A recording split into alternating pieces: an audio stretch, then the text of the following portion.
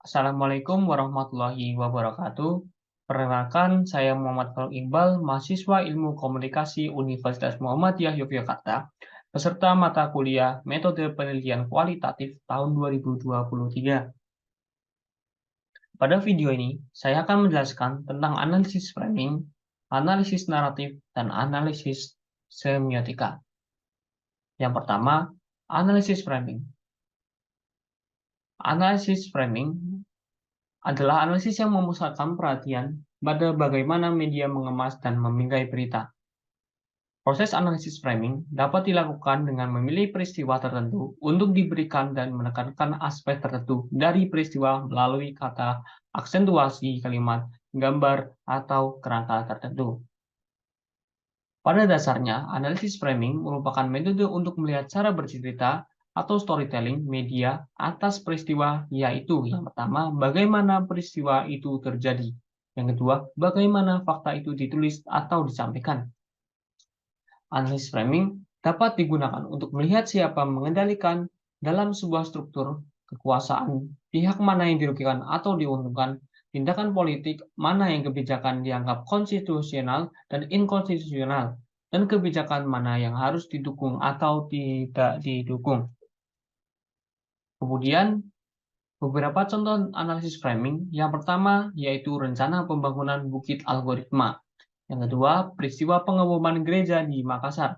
Yang ketiga, peristiwa pemindahan ibu kota negara. Dan yang keempat, pelaksanaan pemilu serentak.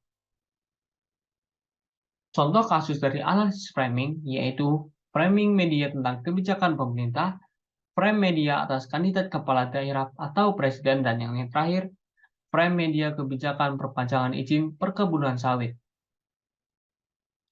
Terdapat beberapa model analisis framing menurut para tokoh. Yang pertama, yang dijelaskan oleh Zongdang dan Kosikci.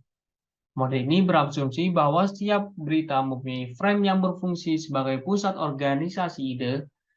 Frame merupakan suatu ide yang dihubungkan dengan elemen yang berbeda dalam teks berita, kutipan, sumber, latar informasi, pemakaian kata, atau kalimat tertentu ke dalam teks secara keseluruhan. Yang kedua, model Robert Altman. Konsep framing adalah cara untuk mengungkap kekuatan teks komunikasi. Framing analisis menjelaskan pengaruh yang dimiliki terhadap kesadaran manusia melalui transfer informasi dari suatu sumber seperti pidato, ucapan, laporan berita, atau novel. Dengan demikian, framing dapat digunakan untuk mengarahkan pandangan dan persepsi pembaca terhadap suatu isu atau topik tertentu. Yang ketiga, model Gamson.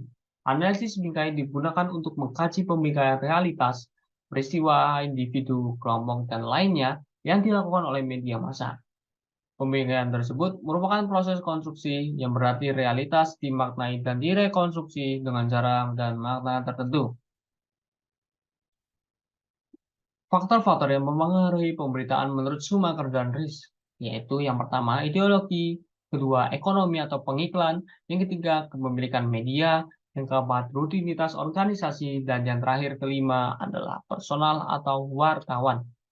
Yang kedua, saya akan menjelaskan tentang analisis naratif.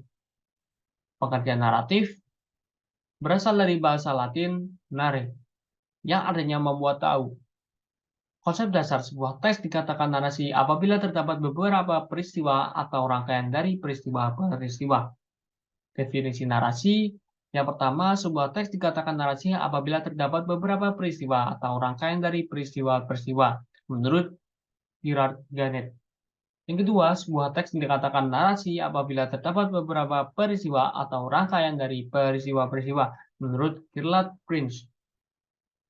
Kemudian, berikut merupakan manfaat analisis naratif. Yang pertama, membantu memahami bagaimana pengetahuan, makna, dan nilai diproduksi dan disebarkan dalam masyarakat. Yang kedua, memungkinkan menyelidiki hal-hal tersembunyi dan laten dari suatu teks media. Yang ketiga, memahami bagaimana dunia sosial dan politik diceritakan dalam pandangan tertentu yang dapat membantu kita mengetahui kekuatan dan nilai sosial yang dominan dalam masyarakat. Yang terakhir, keempat, analisis naratif merefleksikan kontinuitas dan perubahan komunikasi. Analisis naratif biasanya digunakan untuk analisis film atau novel. Film atau novel, alur cerita mengalir dari awal sampai akhir.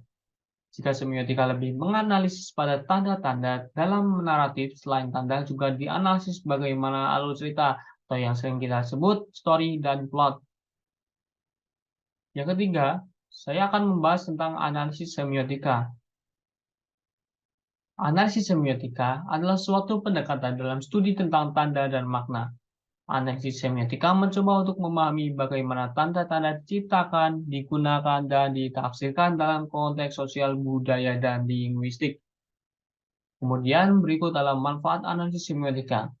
Menurut Saussure, tanda terdiri dari dua komponen utama, yaitu signifier, yaitu penanda, yang merupakan bentuk fisik dari tanda, dan signified, yang ditandai, yang merupakan konsep atau makna yang dikaitkan dengan tanda tersebut.